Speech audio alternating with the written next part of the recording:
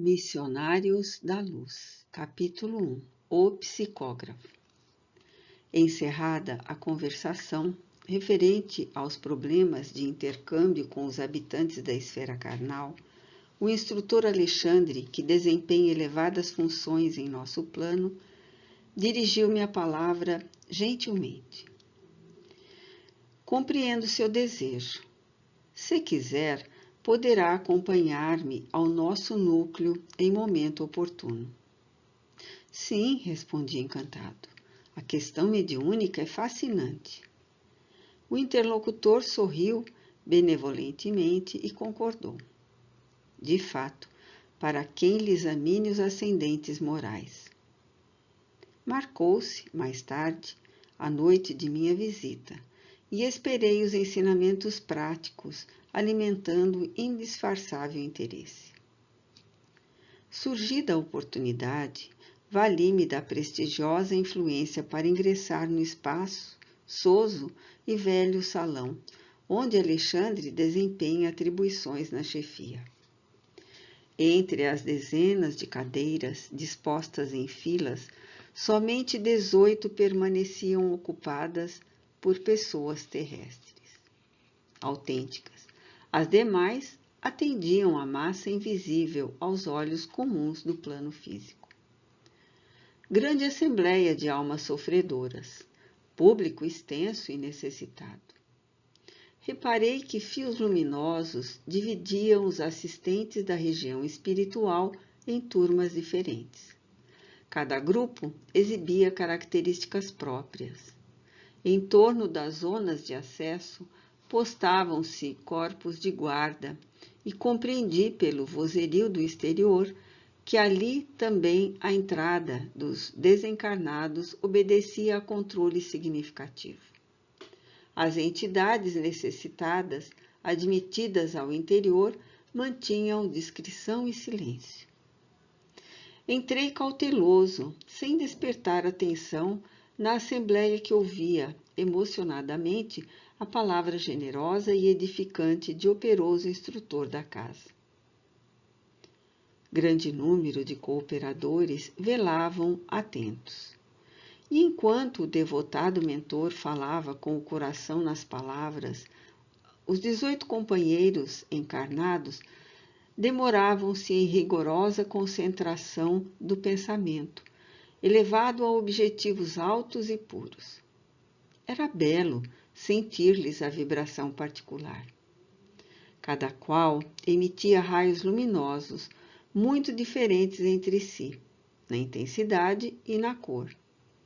Esses raios confundiam-se à distância aproximada de 60 centímetros dos corpos físicos e estabeleciam uma corrente de força, bastante diversa das energias de nossa esfera.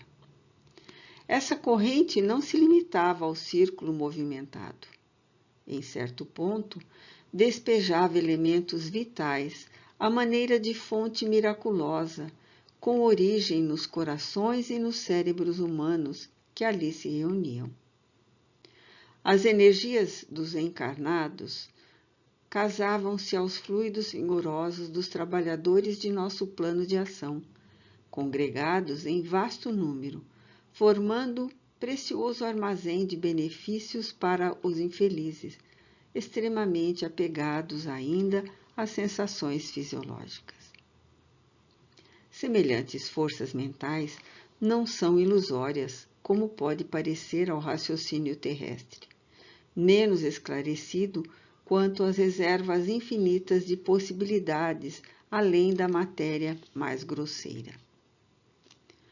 Detinha-me na observação dos valores novos de meu aprendizado, quando meu amigo, terminada a dissertação consoladora, me solicitou a presença nos serviços mediúnicos.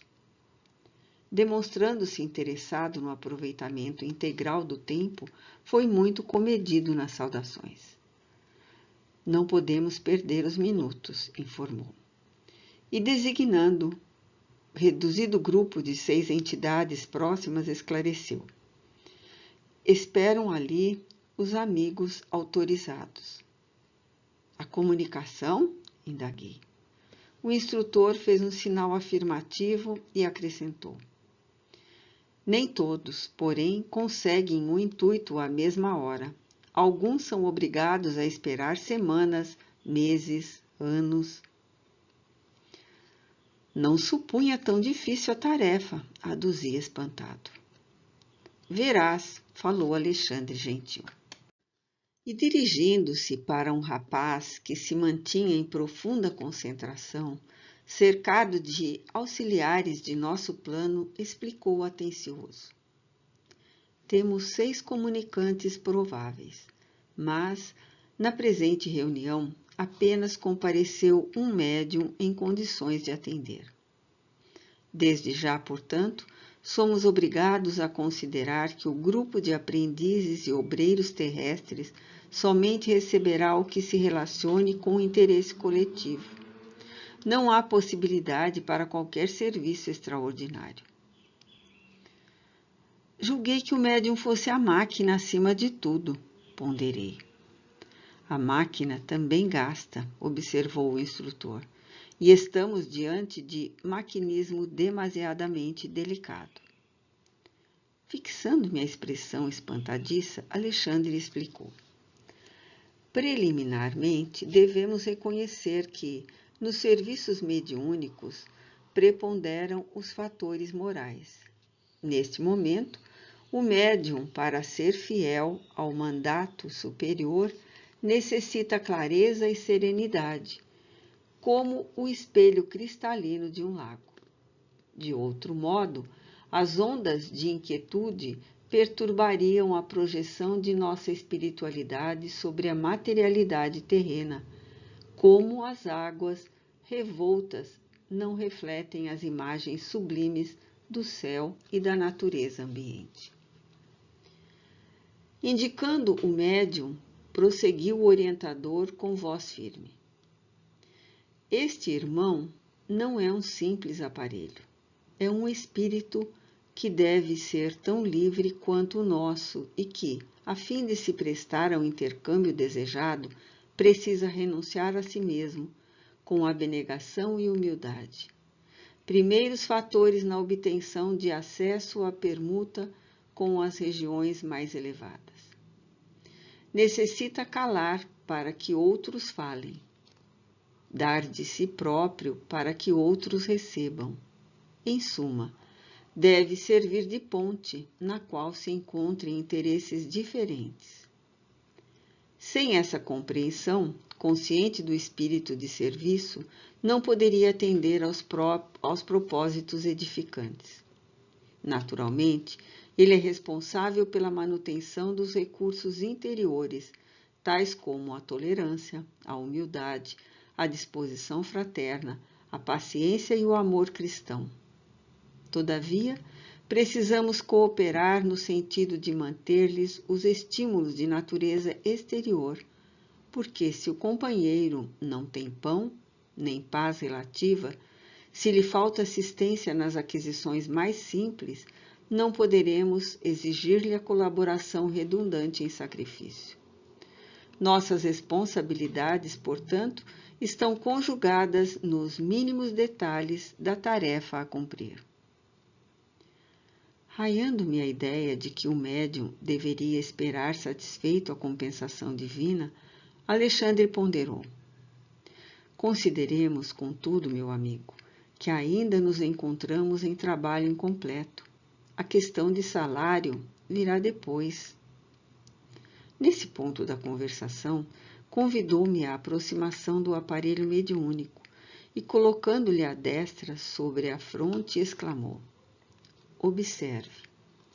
Estamos diante do psicógrafo comum. Antes do trabalho a que se submete, neste momento, nossos auxiliares já lhe prepararam as possibilidades para que não se lhe perturbe a saúde física. A transmissão da mensagem não será simplesmente tomar a mão.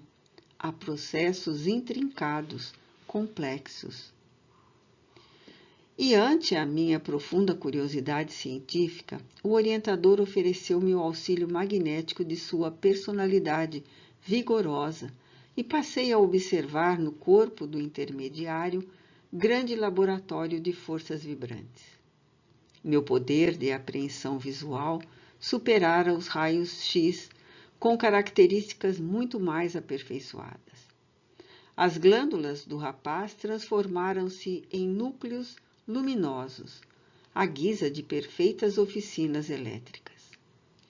Detive-me, porém, na contemplação do cérebro em particular. Os condutores medulares formavam extenso pavio, sustentando a luz mental, como chama generosa de uma vela de enormes proporções. Os centros metabólicos infundiam-me surpresas. O cérebro mostrava fulgurações nos desenhos caprichosos. Os lobos cerebrais lembravam correntes dinâmicas. As células corticais e as fibras nervosas, com suas tênues ramificações, constituíam elementos delicadíssimos de condução das energias recônditas e imponderáveis. Nesse concerto, sob a luz mental e indefinível, a epífise, nota explicativa, pequena glândula endócrina do tamanho de uma ervilha, localizada entre os dois hemisférios cerebrais, cujos hormônios regulam as reações do organismo à luz e à obscuridade, desempenhando importante papel no sono e no controle das atividades sexuais, o mesmo que glândula pineal. Emitia raios azulados e intensos. Observação perfeita? Indagou o instrutor, interrompendo-me o assombro. Transmitir mensagens de uma esfera para outra no serviço de edificação humana, continuou, demanda esforço, boa vontade, cooperação e propósito consistente. É natural que o treinamento e a colaboração espontânea do médium facilitem o trabalho. Entretanto, de qualquer modo, o serviço não é automático. Requer muita compreensão, oportunidade e consciência. Estava admirado. Acredita que o intermediário, perguntou, possa improvisar o estado receptivo? De nenhum modo. A sua preparação espiritual deve ser incessante. Qualquer incidente pode perturbar-lhe o aparelho sensível, como a pedrada que interrompe o trabalho da válvula receptora. Além disso, a nossa cooperação magnética é fundamental para a execução da tarefa. Examine atentamente. Estamos notando as singularidades do corpo perispiritual. Pode reconhecer agora que todo centro glandular é uma potência elétrica. No exercício mediúnico de qualquer modalidade, a epífise desempenha o papel mais importante. Por meio de suas forças equilibradas, a mente humana intensifica o poder de emissão e recepção de raios peculiares à nossa esfera. É nela, na epífise, que reside o sentido novo dos homens. Entretanto, na grande maioria deles, a potência divina dorme embrionária. Reconheci que, de fato, a glândula pineal do intermediário expedia luminosidade cada vez mais intensa. Deslocando, porém, a sua atenção do cérebro para a máquina corpórea em geral, o orientador prosseguiu. A operação da mensagem não é nada simples, embora os trabalhadores encarnados não tenham consciência de seu mecanismo intrínseco, assim como as crianças, se fartando no ambiente doméstico, não conhecem o custo da vida ao sacrifício dos pais. Muito antes da reunião que se efetua, o servidor já foi objeto de nossa atenção especial para que os pensamentos grosseiros não lhe pesem no campo íntimo. Foi convenientemente ambientado e, ao sentar-se aqui, foi assistido por vários operadores de vosso plano. Antes de tudo, as células nervosas receberam novo coeficiente magnético, para que não haja perdas lamentáveis do tigroide, corpúsculo de Niceu.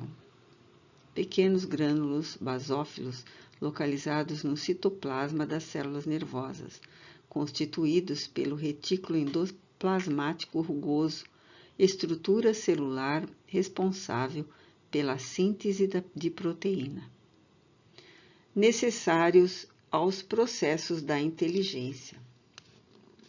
O sistema nervoso simpático, mormente o campo autônomo do coração, recebeu auxílios energéticos e o sistema nervoso central foi convenientemente atendido, para que não se comprometa a saúde do trabalhador de boa vontade. O vago foi defendido por nossa influenciação contra qualquer choque das vísceras. As glândulas suprarrenais, glândulas endócrinas localizadas acima de ambos os rins, responsáveis pela homeostase do organismo, isto é, pelo equilíbrio do meio interno, secretam vários hormônios, entre os quais a aldosterona, a adrenalina e a noradrenalina. Receberam um acréscimo de energia para que se verifique a acelerada produção de adrenalina, de que precisamos para atender ao dispêndio eventual das reservas nervosas. Nesse instante, vi que o médium parecia quase desencarnado. Suas expressões grosseiras de carne haviam desaparecido ao meu olhar. Tamanha intensidade da luz que o cercava, oriunda de seus centros perispirituais. Após longo intervalo, Alexandre continuou. Sob nossa apreciação, não temos o arcabouço de cal revestido de carboidratos e proteínas, mas outra expressão mais significativa do homem imortal, filho do Deus eterno. Repare nesta anatomia nova, a glória de cada unidade minúscula do corpo. Cada célula é um motor elétrico que necessita de combustível para funcionar, viver e servir. Despreocupado de meu assombro, o instrutor mudou de atitude e considerou. Interrompamos as observações. É necessário agir. Acenou para um dos 6 comunicantes. O mensageiro aproximou-se, contente. Calixto, falou Alexandre em tom grave, temos 6 amigos para o intercâmbio. Todavia, as possibilidades são reduzidas. Escreverá apenas você. Tome seu lugar. Recorde sua missão consoladora e nada de particularismos pessoais. A oportunidade é limitadíssima e devemos considerar o interesse de todos. Depois de cumprimentar-nos ligeiramente, Calixto postou-se ao lado do médium, que o recebeu com evidente sinal de alegria. Enlaçou-o com o braço esquerdo e, alcançando a mão até o cérebro do rapaz, tocava-lhe o centro da memória com a ponta dos dedos, como a recolher o material de lembranças do companheiro. Pouco a pouco, vi que a luz mental do comunicante se misturava às irradiações do trabalhador encarnado. A zona motora do médium adquiriu outra cor e outra luminosidade. Alexandre aproximou-se da dupla em serviço e colocou a destra sobre o lobo frontal do colaborador humano, como a controlar as fibras inibidoras, evitando quanto possível as interferências do aparelho mediúnico. Calixto mostrava enorme alegria no semblante feliz de servo que se regozija com as bênçãos do trabalho e dando sinais de profunda gratidão ao Senhor. Começou a escrever, apossando-se do braço do companheiro e iniciando o serviço com as belas palavras. A paz de Jesus seja convosco.